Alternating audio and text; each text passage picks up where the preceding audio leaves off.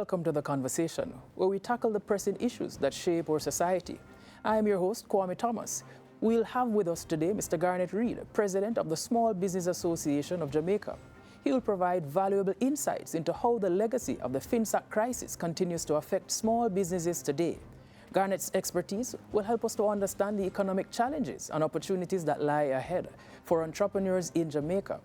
Then a little later, we'll be hearing from Ms. Malene Alleyne, human rights lawyer, where she'll speak about the challenges faced by Haitian asylum seekers. Stay with us.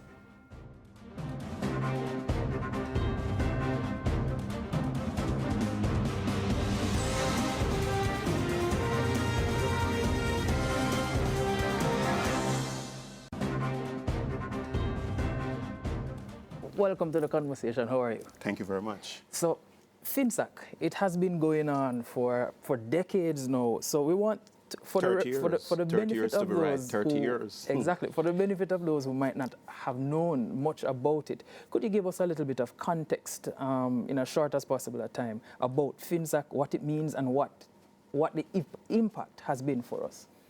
Well, the FINSAC meltdown affected some 40,000 Jamaicans, business people, micro, small, and medium-sized enterprise. Out of those 44,000, 30,000 small business operator was destroyed in this whole affair. People have lost their belongings. They lost their businesses, they lost their cars, they lost their homes. Some people migrated. Some people commit suicide. Some people die of a broken heart. The FINSAC meltdown, and I'm going to blame by the People's National Party government. But is there a need to blame someone though? Because yes. Would you blame that on an administration or a party? No, bad government policy that should establish. So it's an issue of government policy then, not necessarily party. The government of the day was the People's National Party. Yeah. And Omar Davis was warned by Eddie Siaga. Something is going to happen in the financial sector. He did not listen. He did not listen to Mr. Siaga at the time. What do you think might have caused this, though, this particular meltdown? Well, two things. And two things caused the meltdown. Interest rate was at 100%. No businesses can operate with an interest rate at 100%. That is number one. The devaluation of the Jamaican dollar, that also play a role. And bad government policy by the People's National Party government at the time. Also, the banks and financial institutions, they were using depositors' money, building high-rising buildings. Some went into agriculture, some went into apartments, some of them did not work. So that contribute also to the financial meltdown. But could we then say that it was just a matter of poor management then on the part of public and private sector? So the government didn't have the right policies to manage what was happening, and those who are left in charge, the private sector, the banks primarily, they weren't able to manage properly, or they didn't use it properly. Would you say that's it? That could also be a factor. That also could be a factor. So we fast forward now, some 30 years, give or take, and we see that the government they spoke about a plan, and now they have in fact published the commission archives. You have stated in earlier statements that it's a little too late, but my question to you is, how crucial is this transparency, this level of transparency for rebuilding trust in the government and the business community, especially from where you sit as president of the Small Business Association of Jamaica? As I mentioned in other media, that the report is too little, too late, but it's better late than never. And the report have been reducted. The report of the FINSAC report have been reducted. And why do I say that? The entire thing, or just segments of it? Segment of Okay. it. Segment of it have been Redacted. Redacted and missing from the report. For example, I know of people who borrowed $5 million and end up owing $40 million. Lost their homes. And their livelihood. And their livelihood. Families was also destroyed. And one business person said to me, they took away his house. I think the house have a valuation of $100 million. He went with $60 million to give the FINSAC people. They refused it. But that said house was sold to a politician for $25 million. And they was offering $60 million. No, he was offering, the business owner was offering $60 million. To FINSAC. FINSAC reject that $60 million and accept the politician $25 million. So we can admit then that businessman it was poorly handled. Of a broken heart. And this is why I said to you that some of the information in the report have been redacted. Redacted, yes. So the expectation is that something like that would have been in the report, or should have been in the report? Should have been in the report. We need the truth, the old truth, and nothing but the truth.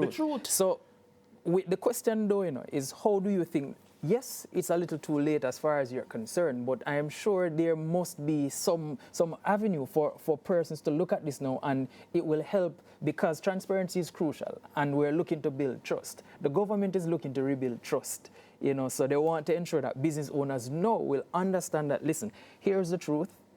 No, it's for persons like you to say this point is missing, that point is missing, and then agitate for it to be added. So the question really is, is how can is this a step in the right direction? And therefore, the Small Business Association of Jamaica, we have a membership of over 7,000 members island-wide, the oldest business organization in the Western Hemisphere. We're calling upon the government to give us a full report, a full report. We need the truth, the old truth, but nothing but the truth. In addition to that,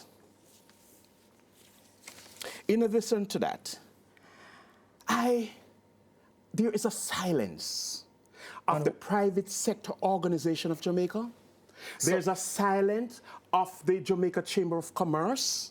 There's a silence of the Manufacturing Exporters Association. They have members. They have members who have suffered through the FINSAC meltdown. And there's a silence. Hold on now. This brings a question that I'd want you to answer when we come back from the break, because you have stated that members of the private sector organization, you have listed a number of bodies that are silent on this issue. Yes. So the question that I want you to think about as we go into the break is, what kind of collaborations is the Small Business Association of Jamaica doing to ensure that there are more of the stakeholders involved in this particular part of the discussion? But hold your thought.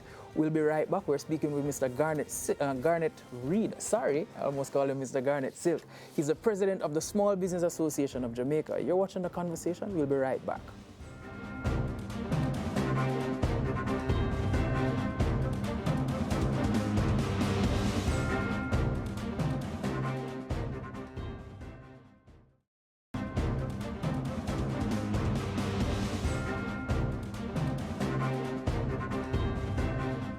Welcome back to The Conversation. So, Mr. Reid, just before the break, we started looking. The question that I have to ask, the question that I've asked, what are some of the steps that you're taking to ensure that you can get the collaboration, get the buy-in of these other organizations? You spoke about the Jamaica Manufacturers Association, and you have spoken also of the private sector organization, a number of others. What steps have you taken, your organization have taken, to ensure that they're all at the table so that you can actually hold the government to account? Because there's strength in numbers. Right. We're now in the process of looking on finishing to complete the report, the FINSAC report. Then we are going to collaborate with the Jamaica Manufacturers Association, the Private Sector Organization of Jamaica, the Jamaica Chamber of Commerce and other bodies to look on a plan B. We are going to make recommendations to the government that something like this should and will never happen again to the Jamaica business people. As I mentioned, there are 30,000 small business operators was affected. People have died of a broken heart. People commit suicide. But do you think, and this should have never happened. But do you think, though, that this might have led to a loss of interest in terms of persons believing in the strength of the Small Business Association? Because you stated that over 30,000 persons lost their livelihood. Small business operators. Yes, but now, based on the discussion that you just had a while ago, is that your SB, the Small Business Association of Jamaica, is roughly 7,000 strong. You know, why not more? Why not more individuals being inside of it? No. Could it be that persons have seen the FINSAC meltdown and possibly the inability then of the Small Business Association so they don't want to be a part of this right now? Do you think that might have been one of the issues? No.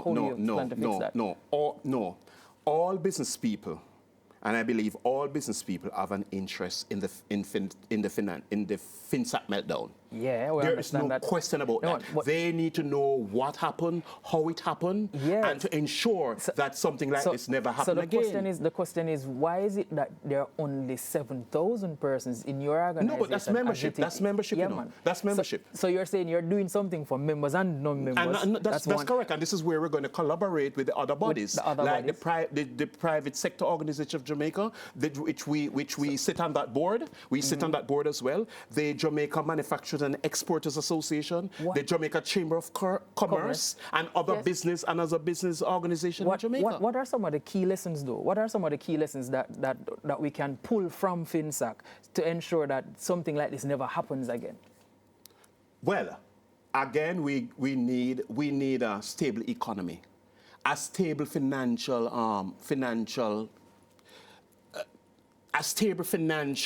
You're talking about policy? Right. Good government policy. We have to have good government policy. There's no question about that.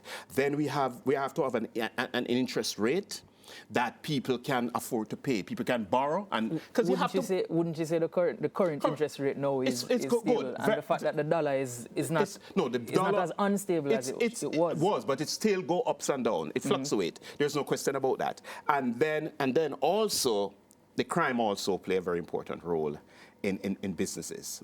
Government need to control the crime that affected the Jamaican people. Yeah, man, that part is for another discussion. I'm talking primarily about FINSAC and the lessons that we have learned and what you think the government can do to better. Do you think that there's a need for some form of support for those who have been affected and they're still here? They're still alive. Good question.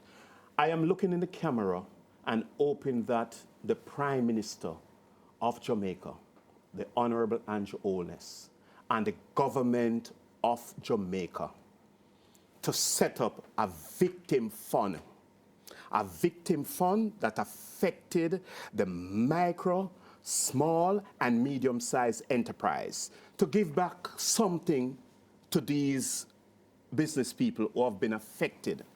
You can call it anything you want to call it. You can call it the victim fund, you can call it FINSAC, whatever.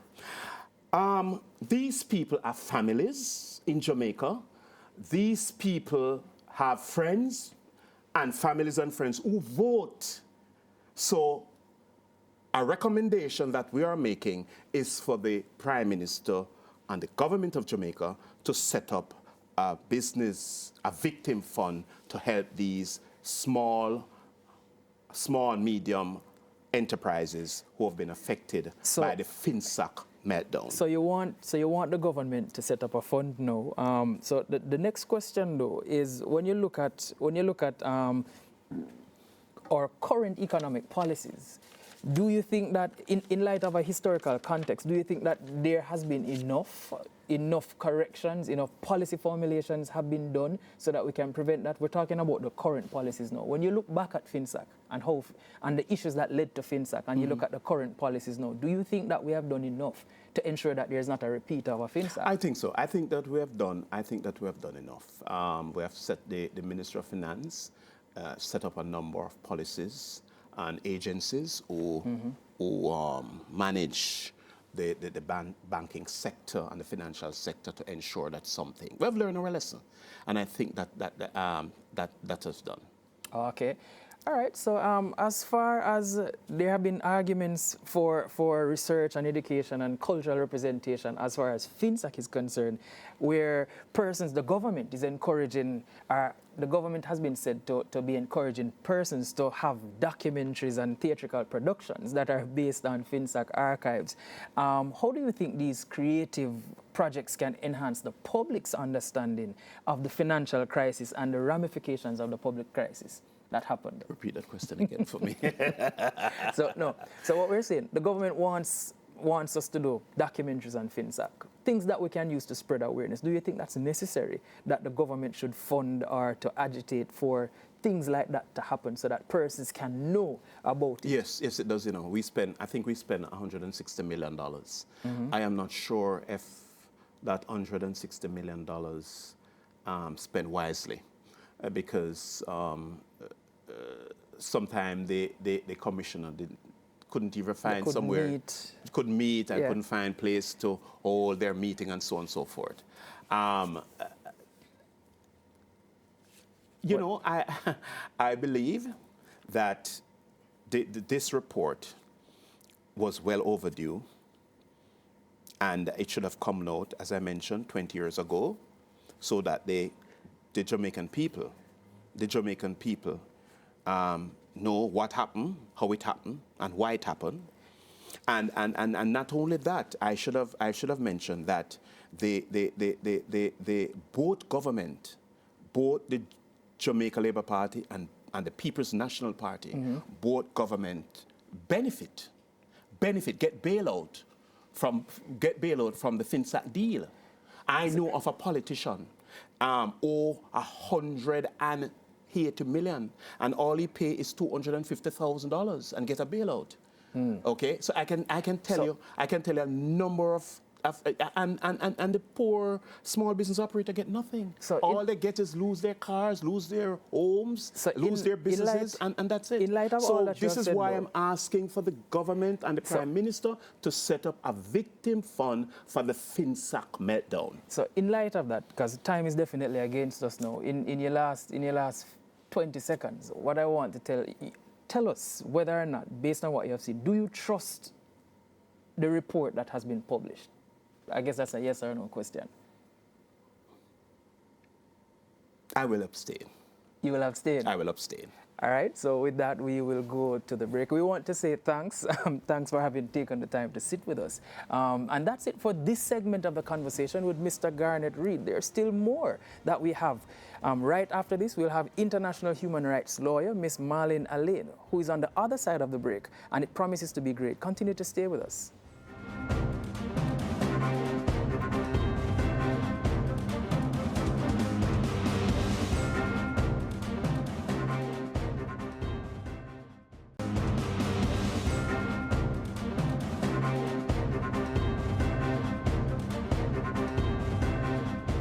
Welcome back to the conversation, where we tackle the pressing issues that shape our society. We have here with us Ms. Malene Alleyne. We'll be delving into the critical humanitarian concerns surrounding the deportation of Haitian asylum seekers. Welcome to the conversation. How are you? Thanks for having me. I'm fine, thanks. Give us context now, but not from it just started, but the most recent context that we have seen, where a number of Haitian asylum seekers have been deported.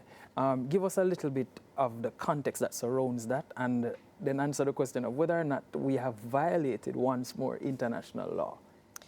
Yes, so with previous expulsions, those mainly involved expulsions of recently arrived Haitians.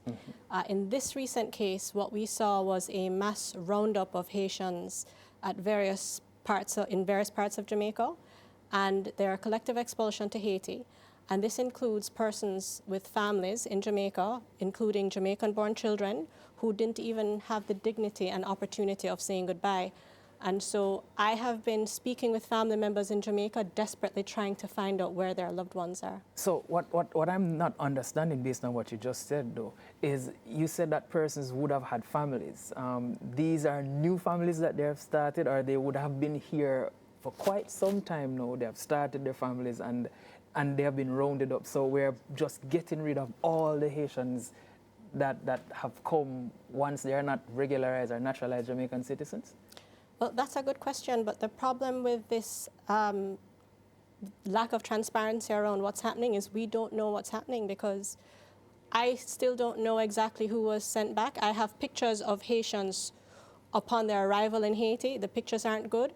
And I'm literally speaking with family members saying, can you recognize your family member here? But as of right now, we have persons who don't know where they are. And we don't know who was on that in that deportation operation. And so I can't answer with certainty those questions. All right, so tell me about, you stated about the rapid deportation of Haitians without due process. What should that process have been? And what are the legal implications, if any, of this particular action? Well, the first thing I want to say is that we have to recognize the real security concerns involved with mixed migratory flows, because we recognize that persons coming to your shores could include many different types of persons.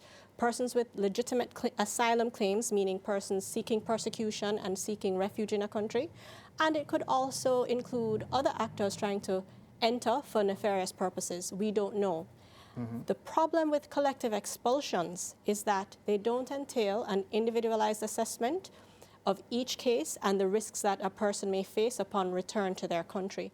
And in the case of Haiti, we know that those risks are very real, because there's a crisis in Haiti involving catastrophic gang violence, a humanitarian crisis, acute food shortages, and right now there are more than 700,000 persons in Haiti internally displaced because of that insecurity. And so what should obtain is that Jamaica needs to adopt a process for the individualized assessment of each case, and to treat asylum seekers according to refugee law, and to treat persons who don't fall under the refugee framework according to other procedures. So you stated that we needed to adopt a framework. Is it that we don't have one, or is it that we have one and we're not following it, or we don't have one in it at all? It's multi-layered. We have a refugee policy that purports to implement the UN Refugee Convention, to which Jamaica is a party. But that policy, it's a 2009 policy which is outdated and which does not, ensure due process guarantees. But the very little that's provided in the policy is not being implemented, because that policy says that Jamaica will consider all applications for asylum, refugee status. But we have cases of persons being removed from Jamaica while their claims are pending. Do you think that might be an issue that has come about because there's not enough manpower to do the necessary groundwork, or is just downright no care? I think it is a combination of factors. The first issue is that Jamaica doesn't have a practice of dealing with refugees, and there could be a lack of competence and expertise at the level of decision and policy makers. Yes. I'm sure that when the first batch of Haitians arrived in July, a lot of policymakers and agents on the ground had to dust off the refugee policy and learn what the policy actually says. There's another element of this as well, though, because the Haitian refugee crisis is more than a refugee crisis. It's a rule of law and constitutional crisis. Because what we see in countries such as Jamaica is that the default response to issues of crisis is the implementation of draconian measures that violate the Constitution. So 0 to 100, there is no nuance in the middle. Right. And so what I would say is that the Haitian refugee crisis is exposing the issues that we have in terms of our democracy and how we govern and how we uphold the rule of law. Or it's just showing the inefficiencies inherent in the system? Well, I think it's both. I think it's... Okay. But you're telling me, what are some of the legal implications, though, that we can find from this action, and how does that reflect on Jamaica's commitment to human rights? There are a number of issues. First of all, these collective expulsions are normally preceded by arbitrary detentions, in which Haitians are detained in police station lockups in deplorable conditions without charge. I mean, for prolonged periods where they don't go to a court, they don't speak to lawyers, and they're just in this nebulous situation where there's just no due process. The second aspect of this is the issue of family separations. These arbitrary detentions sometimes involve the separation of migrant children from their parents, and sometimes the children are placed in state facilities where they don't have any communication or no proper communication with their parents. And then the third aspect is the collective nature of the expulsions, where persons are expelled without even having an opportunity to provide evidence of their family ties in Jamaica. And so we have persons being sent back, leaving behind children, partners, loved ones. And so these things that I just described not only violate the Constitution in terms of what the Constitution says about due process guarantees and the rights of children and families, but it also violates Jamaica's obligations under the UN Refugee Convention, which states that you're not to send back a person to a place where they could face persecution. And we know that Haiti is one such place because it is well documented that it is in the throes of catastrophic violence. Wow.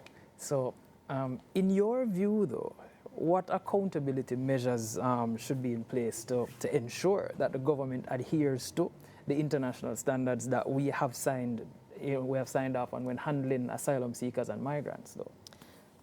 Well, the first thing is that there needs to be an independent investigation into Jamaica's treatment of Haitian asylum seekers and migrants thus far, because what we have is a year of unilateral decision-making by a Ministry of National Security that up until now has been acting outside of the Constitution and outside of the rule of law.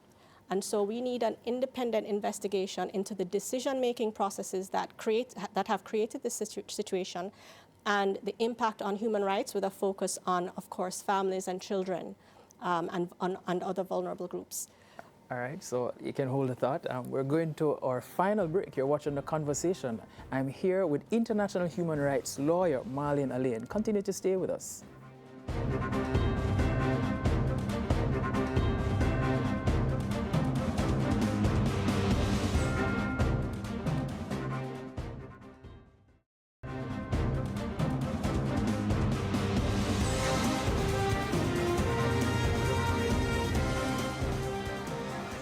Welcome back to The Conversation. Just before we went to the break, we started looking at some of the accountability measures that we should implement. But then tell me about now the human rights concerns. You would have started to look at it somewhat, but given the current situation in Haiti, how do you assess the risks that are being faced by those that we deport?